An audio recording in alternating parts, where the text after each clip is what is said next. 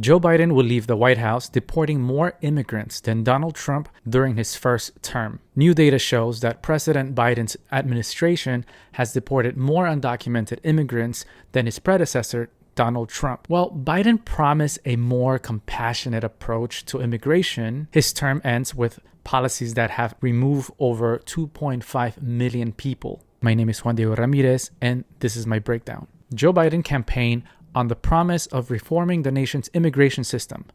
All those people are seeking asylum. They deserve to be heard. That's who we are. We're a nation that says if you want to flee and you're fleeing oppression, you should come.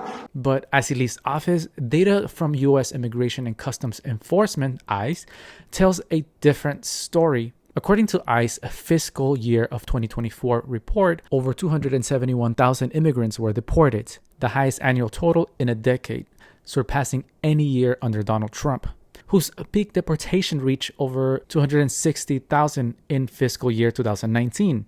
According to the New York Post, this rise is tied to policies Biden inherited, but also expanded. Title 42, for example, was implemented during the Trump administration, but has been used to expel over 2.8 million immigrants across both presidencies. Though Biden campaigned on ending it, the policy remained in effect until May 2024. But not all of Biden's policies have been focused on enforcement. According to U.S. Citizenship and Immigration Services, this administration expanded Temporary Protected Status, TPS, benefiting over 472 individuals from Venezuela, Haiti, and other countries facing crisis. He also launched a parole program allowing up to 30,000 immigrants from Cuba, Haiti, Nicaragua, and Venezuela to enter the U.S. legally each month. But for those arriving at the southern border, options were limited. Immigrants were asked to use CBP-1,